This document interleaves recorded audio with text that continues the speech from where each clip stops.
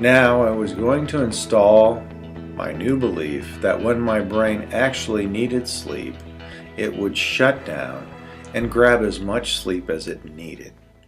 If my brain grabbed a few hours toward the beginning of my in-bed, head-on-pillow time, and then woke up, I would simply relax, pick a cool night dream, enjoy the quiet, the peaceful time, dreaming that night dream until my brain decided to grab another hour or two. I wasn't going to count or fret. My brain would grab what it needed, and I would feel refreshed because my brain knew what was needed to balance the rest of the recharging process. I reasoned that I can't control whether or not my brain sleeps or how deeply, but I can control the time my head is on the pillow, the environment of the room, no light, no sound, and very importantly, the thoughts that I choose to think. I would leave actual sleep time up to my brain.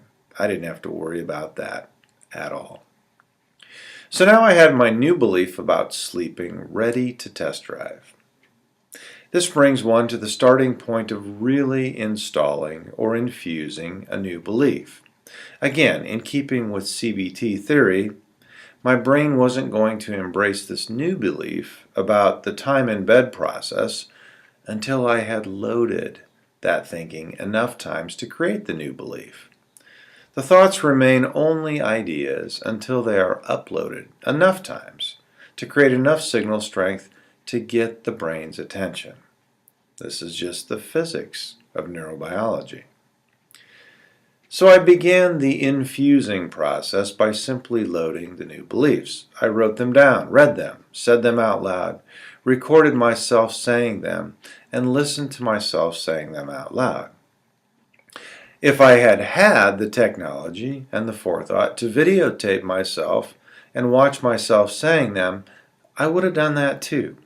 But that technique, CAVT, was a few years away from being invented. My reasoning went something like this.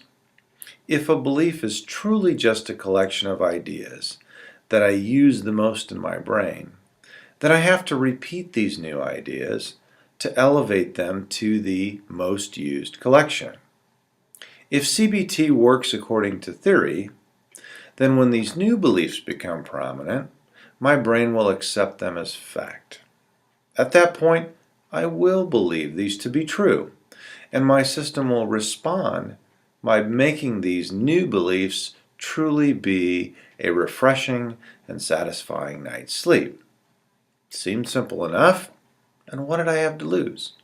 If it didn't work, I could just go right back to not getting a good night's sleep, and I was already getting a bad night's sleep, right? I was still going to have my head on the pillow from 11 p.m. to 6 a.m. regardless.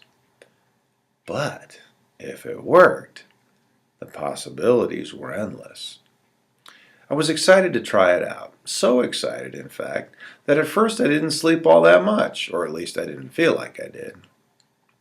I spent hours assembling a robust night dream library and practiced getting these topics in my head so I could access them at night while I was in bed from memory. I made sure that I had my head on the pillow at 11 p.m. and did not take it off the pillow until 6 a.m. When my thoughts went negative to problem solving, worry, etc., I would shift them right back on topic and boot up a great night dream. It took a lot of practice to get in the groove. I guess I wish I could tell you how long it took, but I wasn't keeping great records back then. It took a while. Night after night I would repeat the process, thinking it through exactly as I'd planned it out. Morning after morning, I would get up, not feeling a whole lot different at first when I started. At one point, I even thought maybe this is ridiculous. Nothing seems to be changing. But I was determined.